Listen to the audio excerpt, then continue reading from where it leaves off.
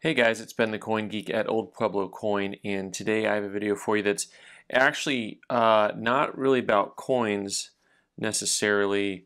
It's about a lot of other stuff, and the reason I'm making this video is because almost everyone I know at some point in time runs into this situation where their parents or grandparents or somebody passes away and they have all this different types of silver stuff, and they're just like, is it silver? Is it not silver?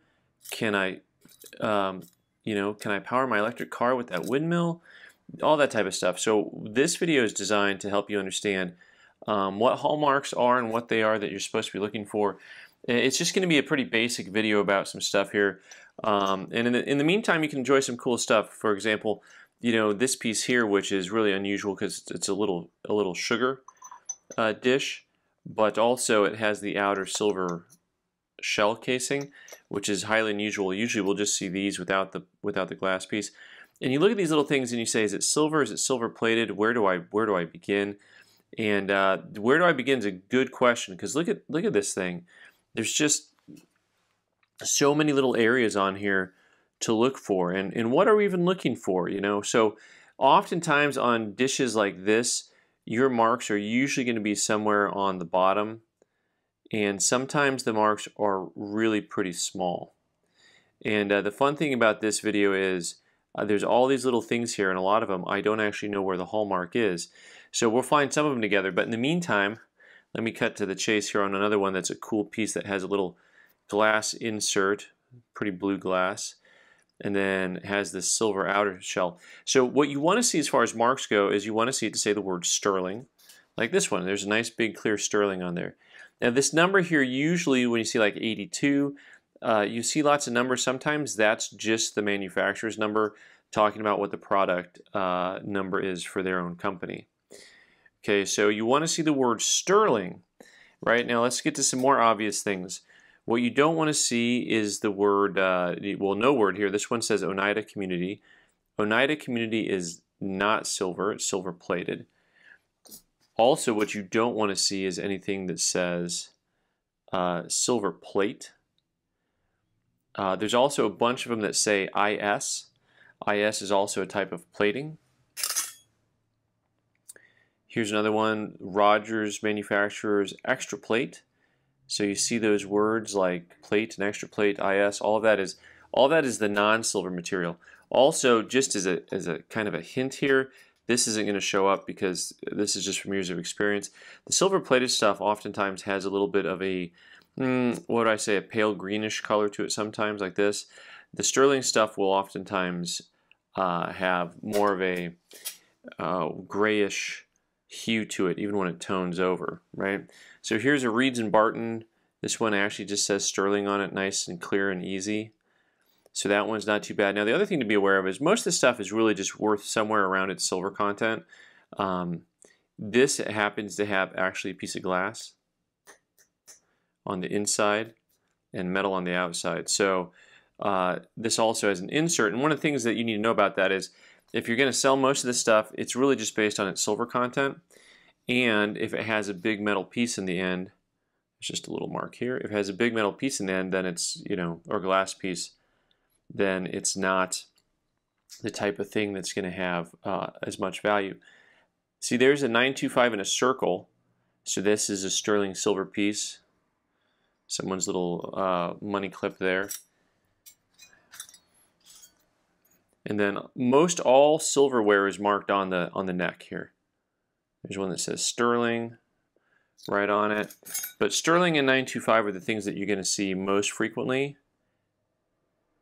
And occasionally you'll see this is marked multiple ways. It says sterling, but then it's got the lion on there also. This lion is actually a little hint.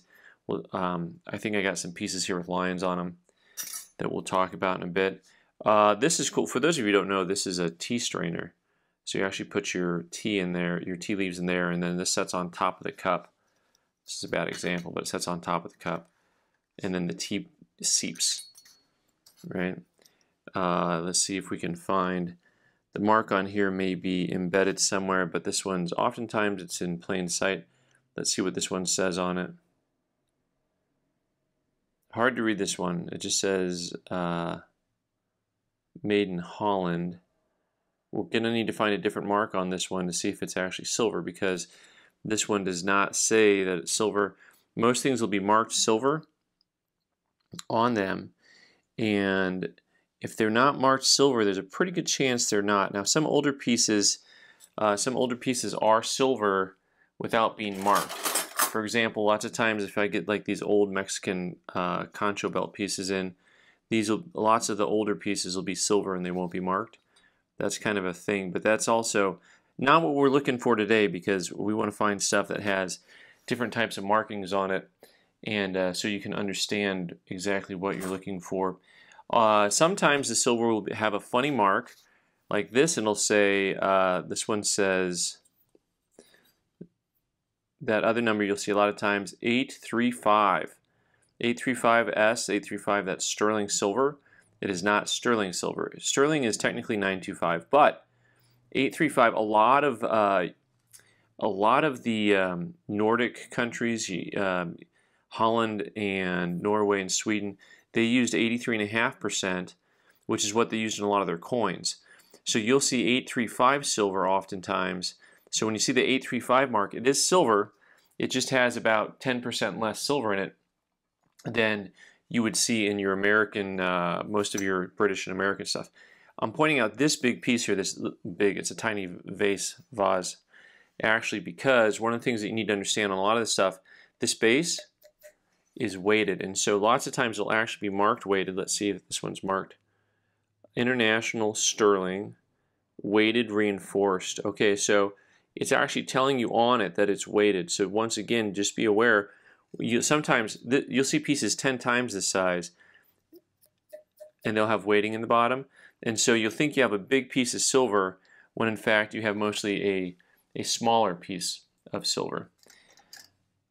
All right, let me see. I got to show you at least one more thing here, because the other reason I'm showing you this is so I can show you this, because I've never seen one of these before. A sterling silver.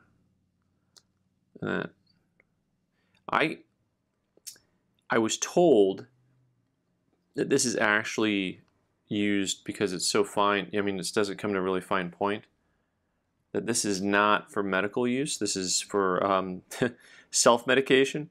I was told that this piece is actually used for alcohol, measuring your alcohol, which I'd never heard of before. So Gorham sterling, which would make sense from a Gorham sterling piece, because I've never seen anything medical come from Gorham, but I've also never seen one of these. So that's some pretty wild and crazy stuff. Also, more weighted stuff, just so you know, usually salt and pepper shakers. This is actually an old grinder. You know, you can actually grind. It's probably going to have pepper come out of there if I'm not careful. Same thing. This will be a silver shell casing over the top of, you know, mostly wood. You'll see this is wood and metal down there. That's wood. The grinding piece is metal. This outer casing is sterling. So just be aware of what you got going on there, because it's not going to be solid all the way through. You'll see a lot of that also when it gets to things like compacts, where you'll see pieces inside that are not silver, and you'll see small marks. This one here is 800 fine, so this is another piece that's going to be coming out of one of the European countries.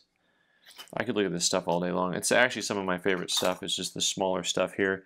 This one also used to have a little silver and a little dish inside of it. Usually these are marked on the inside. You can already see this is interesting because it says 935 in sterling, which is really unusual. You will see some pieces that are marked 950 in sterling. Sometimes things will be marked SS for sterling silver. Sometimes they'll be marked STG.